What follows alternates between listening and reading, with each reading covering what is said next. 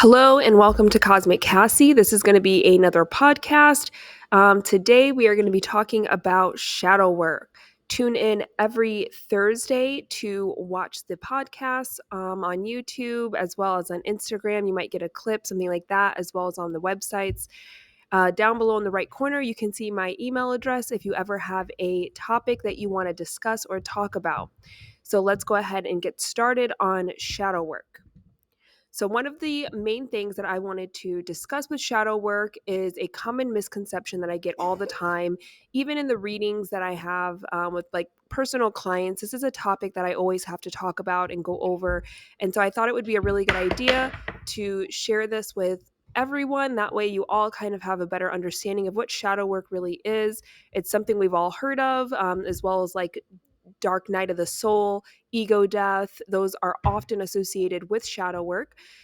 But what I want to discuss is first off, the main reason why we do shadow work. Second off, a different perception on what shadow work actually is, because I think that's a common misconception of what it actually is.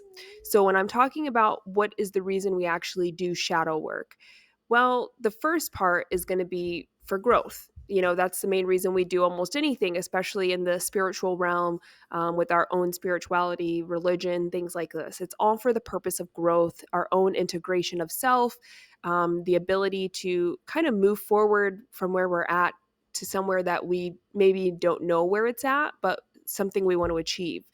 And shadow work is an amazing way to do this because what you're looking at is the things that hold you back, the pieces of yourself. But that's the thing, is it's very internal. Nothing about shadow work is going to be external. It's looking at yourself, looking at your own habits, looking at the things that, create triggers for you, looking at the reasons why, you have a difficult time with maybe communicating or relationships or even with your own self-image. It goes very inside of yourself and gives you a different perspective on, why am I doing these things? Why am I reacting in this way? And instead of blaming the outside world, you're looking very internally. One of the main methods that I think a lot of people use for shadow work is going to be mirroring. And the idea with mirroring is that when you are interacting with everything in your external world, you're seeing a reflection immediately of who you are and how you are. And that includes those triggers. So if you're going to the grocery store and you're getting really impatient because the person in front of you is talking to the clerk and you're like, I want to get in, I want to get out, and I'm sitting here waiting and this person is just talking, and it's really triggering you and it's getting you really upset and frustrated, instead of looking at that situation as an external situation that's happening that is then creating a reaction of you being impatient. Mirroring means I'm being triggered by this because it's showing me a reflection of myself. And typically, it's a reflection of the thing that I don't admire, appreciate, allow within myself, that I don't accept. And so when you look deeper into that, you start to ask, well, why is this upsetting me? Is it really because I'm in a rush, or is it because of a different reason?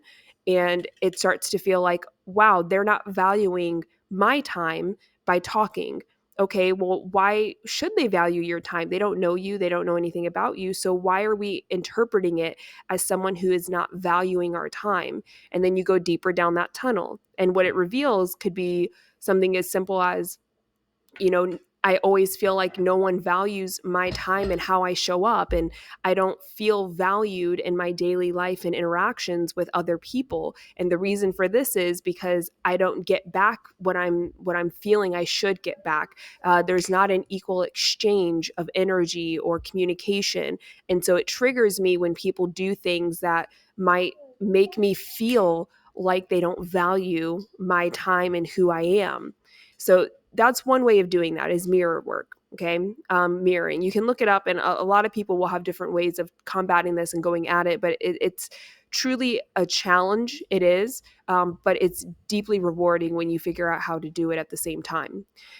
So now that we've kind of discussed a little bit about what's the purpose of shadow work, I want to get into the main juicy topic here, which is the misperception that we have when it comes to shadow work. So one of these things that I find often is shadow work is believed to be one of those things that you're supposed to find the itty bitty gritty parts of yourself and then extract them out because they're not good. Or, shadow work is meant to be, let's discover the pieces of who I hate myself to be. And because I've discovered it, that is the shadow work. And there's healing that needs to happen there. So a lot of that is not going to be a fully thought out realization of what shadow work is. The way that I describe this is shadow work is truly finding the acceptance of self. It's integrating your whole being and self into an acceptance space, because we always look at things black and white. It's human nature to see dark and light, to see bad and good. There's always a spectrum, and we always find ourselves on either side of that spectrum.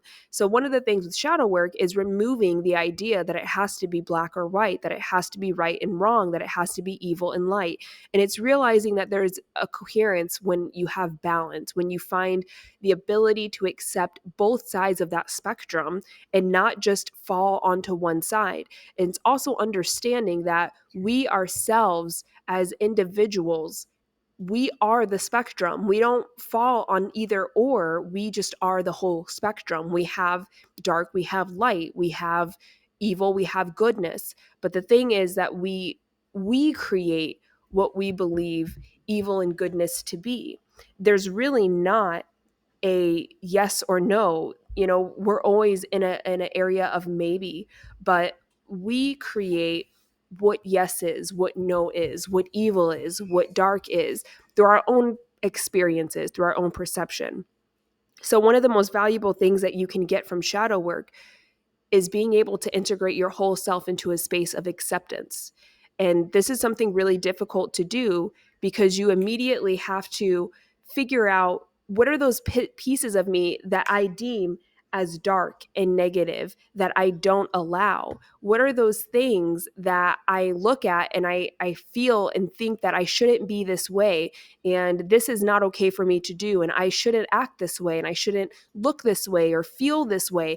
It's those pieces of ourselves that we actually take and we view them, but we destroy them at the same time every time we see them.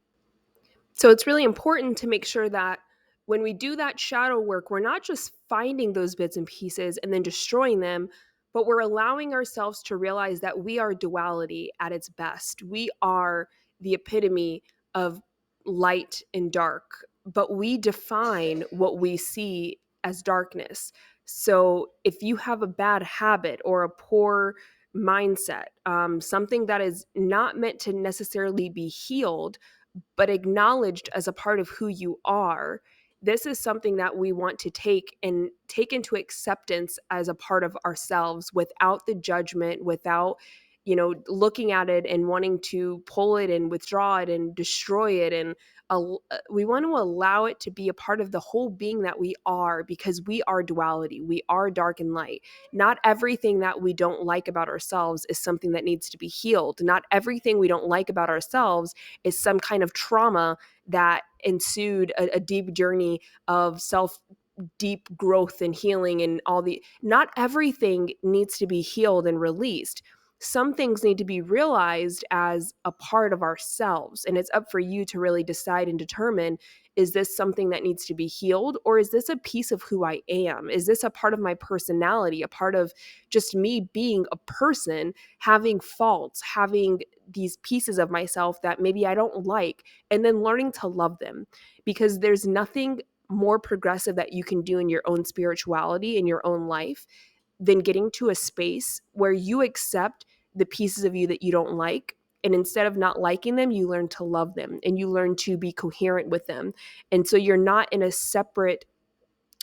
not always in a space of feeling the duality is what's destroying you. You come to a space of being able to balance the duality and understand that I don't have to fight with myself, because I'm a whole realized being. That is the epitome of enlightenment, is becoming a realized being. And the way you do that is by learning to accept every piece of yourself, the dark and the light, regardless of how you define them. Your darkness may be defined as someone else's light. So that's how we look at shadow work, and that's the best way to tackle it and the most successful way to get through it.